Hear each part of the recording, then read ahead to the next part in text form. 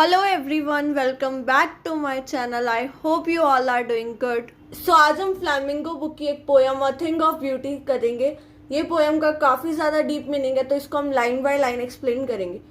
A thing of beauty की जो poet है वो है जॉन कीट्स।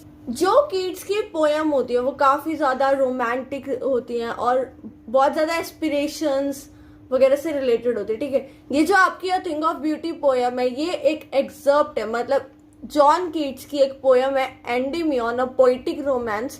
उस पोयम में से एक छोटा सा पार्ट लिया हुआ है। जो आपकी पोयम है ये ग्रीक लेजेंड पे बेस्ड है। एंडीमियन जो एक यंग शेफर्ड है, शेफर्ड वो जो शीप्स को रखते हैं, राइट। और poet, poet means your John Keats जो कि माउंट लेटमोस पे रहते थे उस टाइम पे, और इन्होंने सिंथिया को देखा। Cynthia is your moon goddess, और उसी के ऊपर आपकी ये पूरी पोएम है एंडीमियन, जिसका एक एक्सेप्ट है थिंग ऑफ ब्यूटी जो भी हम पढ़ेंगे, right. So line by line poem start करने से पहले इस पोएम का जो थीम है वो डिस्कस करते हैं, right. A thing of beauty जो है इस पोएम में हम ये पढ़ेंगे कि किस तरीके से जो ब्यूटीफुल थिंग्स होती हैं, ब्यूटीफुल थिंग्स आपके किसी भी फॉर्म में, किसी भी शेप में, किसी भी कलर, किसी भी साइज, एनीथिंग जिससे आप सेटिस्फाइड होते, जो आपको प्लीज करता है, वो ब्यूटीफुल थिंग हो सकती है। और वो किस तरीके से आपके माइंड पे एक इनडेलिबल इम्प्रेशन, एक लॉन्ग लास्टिंग इम्प्रेशन छोड़ देती है, ये हम इस पोएम में डिस्कस करेंगे, राइट। तो थीम यही है इस पोएम की। Through this poem the poet tells us how beautiful things leaves an indelible impression on our mind and it gives us a joy which is forever। and beautiful things कोई भी object हो सकता है, किसी भी form में। Death में beauty हो सकती है, ग्रोथ में ब्यूटी हो सकती है, लाइफ में ब्यूटी हो सकती है, डिके में ब्यूटी हो सकती है। ब्यूटी जो होती है वो इटर्नल होती है। तो ये आपका थीम है इस पोएम का, राइट। अब हम इस पोएम को लाइन वाइज एक बार रीड करते हैं। A thing of beauty is a joy forever. Now, what is a thing of beauty? So, a thing of beauty refers to any beautiful object in any shape, form, color. A thing of beauty, it can be seen in your life as well as in death, in growth as well as in decay. तो ये मैंने अभी आपको अ thing of beauty की define बताया। मतलब अ thing of beauty कोई भी ब्यूटीफुल ऑब्जेक्ट हो सकता है जिससे आप प्लीज होते हो। वो किसी भी कलर, किसी भी शेप, किसी भी फॉर्म, कोई इंसान हो सकता है, कोई फ्लावर हो सकता है, कोई सीनरी हो सकती है, कोई पिक्चर हो सकती है। So beautiful thing can be anything, right. जो भी आपको सेटिस्फाई करती है, प्लीज करती है, वो अ थिंग ऑफ ब्यूटी है, right. Now a thing of beauty is a joy for ever. Okay, how it is a joy for ever. Suppose आपको कुछ अच्छी चीज दिखती है, आप जब भी उस थॉट को, उस मेमोरी को रिकलेक्ट करते हो, आपके फेस पे स्माइल आती है, आपको खुशी मिलती है। So this how a thing of beauty is a joy for ever. क्योंकि एक ब्यूटीफुल थिंग, ब्यूटीफुल ऑब्जेक्ट या मेमोरी, कुछ अच्छी चीज आपके माइंड पे एक ऐसा लॉन्ग लास्टिंग इफेक्ट छोड़ती है। उसका इम्पैक्ट जो होता है, जो इम्प्रेशन होता है, वो काफी इनडेलिबल होता है। So this how a thing of beauty is a joy for ever. Its loveliness increases. It will never pass into nothingness.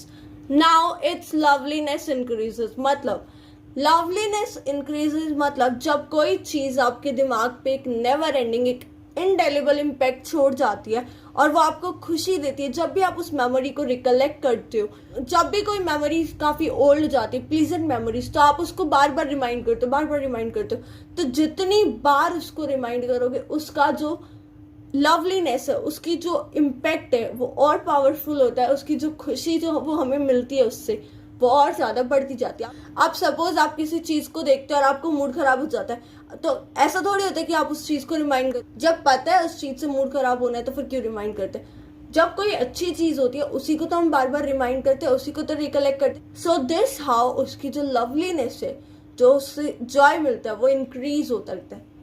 It will never pass into nothingness. अभी हमने बोला it's a joy forever. Its loveliness increases with the passage of time. तो जब उसकी loveliness बढ़ रही है, वो forever joy है।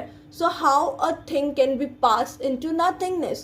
So this how भी हम बोल रहे हैं कि it's a joy forever. Its loveliness increases. तो जब उसकी loveliness बढ़ते ही जा रही है, बढ़ते ही जा रही है, तो how it will pass into nothingness? कैसे वो nothingness बनेगा? But will keep a bower quiet for us. Now what do you mean by bower quiet? Quiet bower means a place under the shady tree. जब आप shady tree के नीचे बैठते हो, आपको काफी पीस फील होता है। आप धूप में चल रहे हो और आपको कहीं पेड़ दिख गया तो आप उसके नीचे जाके बैठ जाते हो, क्योंकि वो आपको जो बाहर का वार्मनेस है, हीट है, उससे प्रोटेक्ट करता है। Similarly a thing of beauty, एक ब्यूटीफुल थिंग, एक अच्छी मेमोरीज। अगर आप सैड होते हो, आप बहुत परेशान हो, तो आप अच्छी चीजों को रिमाइंड करते हो, तो सिमिलरली वो अच्छी चीजें भी आपको प्लीज करती हैं। वो भी आपको एक ऐसा एनवायरनमेंट प्रोवाइड करती है जहाँ पे आप काफी रिलैक्स और उन प्रॉब्लम से फ्री फील कर सकते हो, आप बहुत हैप्पी फील करते हो, right. And a sleep full of sweet dreams and health and quiet breathing. So जब आप खुश होते हो, जब आप बहुत ज्यादा हैप्पी होते हो, तो आपकी हेल्थ भी अच्छी रहती है, डिप्रेस नहीं रहते। क्वाइट ब्रीदिंग इज लाइक चैन की सांस, आप बहुत रिलैक्स फील करते हो, right. Therefore on every morrow we are reading a flowery band to bind us to the earth. Morrow is your morning. Therefore on every morning मतलब हर सुबह we are reading a flowery band. Now what do you mean by flowery band? Flowery band मतलब कोई भी beautiful thing, कोई भी beautiful memory. Flowery band यहाँ पे आपकी एक इमेज ब्यूटीफुल थिंग्स को रेफर करती है। Bind us to the earth, bind us to the earth मतलब आपको अर्थ से कनेक्ट करती है। अर्थ से कनेक्ट किस तरीके से करते हैं, देखो इस लाइन का ना जेन्युइनली काफी डीप मतलब है। बोर्ड में प्रीवियस ईयर क्वेश्चंस में बहुत रिपीटेड क्वेश्चन है, बहुत इंपॉर्टेंट भी है, तो इसको बहुत ही ध्यान से समझना। A flowery band to bind us to the earth. As we all know कि अर्थ पे सरवाइव करना is not an easy task. बहुत सारी problems, hardships, trial and tribulations of life, बहुत सैडनेस, होपलेसनेस, तो बहुत ही ज्यादा डिफिकल्ट हो जाता है इस अर्थ पे सरवाइव करना। तो फ्लावरी बैंड इज लाइक, अभी हमने बोला ब्यूटीफुल मेमोरीज। तो अब हम जब बहुत ज्यादा डिमोटिवेटेड होते, बहुत प्रॉब्लम्स होती है, और फिर भी हम इस अर्थ पे सरवाइव कर रहे हैं, कैसे? A thing of beauty, it means you are recollecting some memories. हर सुबह उठते हैं और हर सुबह उठते हर कोई इंसान ऐसी पॉजिटिव चीजों के बारे में सोचता है, ऐसी प्लीजेंट मेमोरीज के बारे में सोचता है जिनसे उनका पूरा दिन अच्छा जाता है, और उनको एक स्ट्रेंथ मिलती है, उनको मोटिवेशन मिलता है कि वो इस अर्थ पे इतनी प्रॉब्लम्स और हर्डल्स के बाद भी अगर वो सरवाइव करते हैं, तो because of a beautiful things. Beautiful things इतना पॉजिटिविटी, इतना मोटिवेट करते हैं इंसान को कि वो अर्थ पे सरवाइव कर सके इतने ट्रायल एंड ट्रिबुलेशंस के बाद। Next, spite of despondence. Despondence means detection, hopelessness.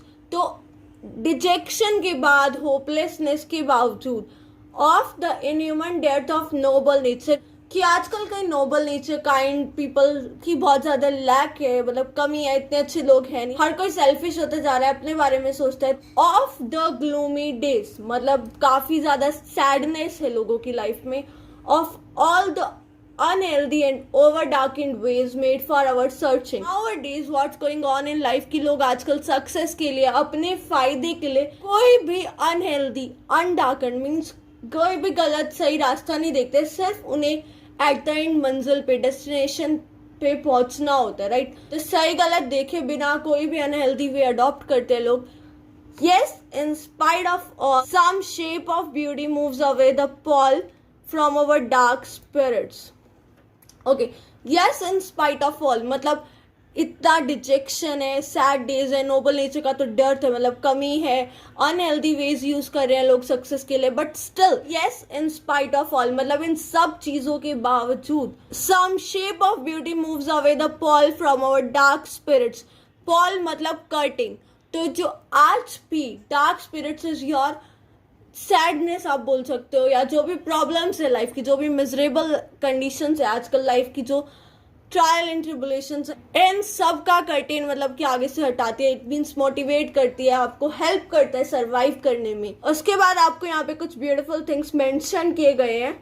Such the sun the moon trees old and young sprouting a shady boon.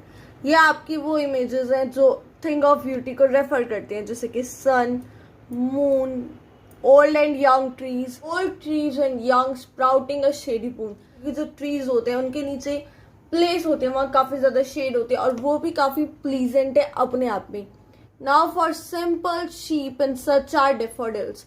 ये सारी इमेजेस है। सिंपल शीप एक तो एक आपका एक एनिमल, दूसरी चीज सिंपल शीप यहाँ पे डिवाइन ब्यूटी को शो करती है। जो हमारे लॉर्ड जीसस हैं उनके आसपास जो है ना शीप्स रहती थी, so maybe that's why यहाँ पे सिंपल शीप यूज किया है। And such are daffodils, daffodils आपके फ्लावर्स होते हैं with the green world they live in. Green world it's like forest के अंदर जो डेफोडिल्स होते, तो ये भी एक thing of beauty. And clear rills, clear rills जो छोटी छोटी पानी की नदियां होती हैं उनको क्लियर रिल्स बोलते हैं। That for themselves a cooling covered make against the hot season. देखा होगा जब नदियां होती है, नदियों के साथ में छोटे छोटे पेड़ पौधे होते हैं, बहुत ही छोटी छोटी ग्रासेस होती है, वो क्या करते हैं कूलिंग कवर्ड बनाती है। कूलिंग कवर्ड मतलब ऐसा लगता है कि जैसे वो रिवर है जो उसको प्रोटेक्ट करिए अगेंस्ट द हॉट सीजन। धूप के टाइम पे उसके चारों तरफ कवर बना के काफी ठंडक वाला जो कोल्ड एनवायरनमेंट होता है वो प्रिपेयर करती है, वो बनाती है। तो यहाँ पे तभी ये चीज बोली है कि that for themselves a cooling covered make against the hot season. कि क्लियर रिल्स जो है वो अपने आप ही अपने लिए हॉट सीजन में अपने आप को प्रोटेक्ट करने के लिए अपने आप ही अपने आसपास क्या बना लेती है, कूलिंग कवर्ड बना लेती है। The mid-forest break ritual, the sprinkling of fair musk rose blooms.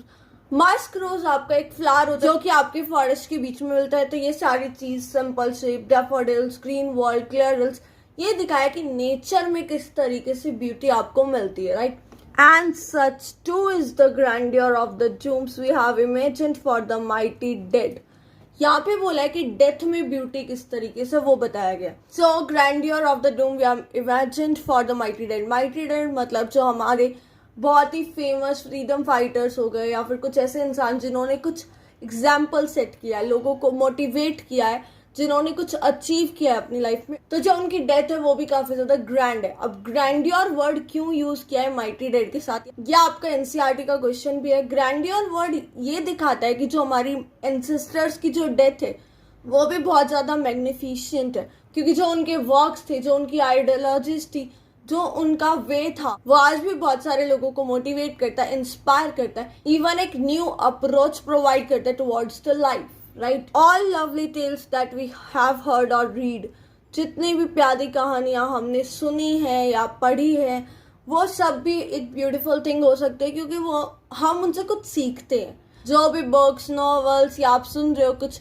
वो कुछ ना कुछ आपको अच्छा मोटिवेट करती है, आपको हेल्प करती है सर्वाइव करने में, आपको ऑप्टिमिस्टिक अप्रोच के बारे में बताती है, right. An endless fountain of immortal drink pouring onto us from the heaven spring.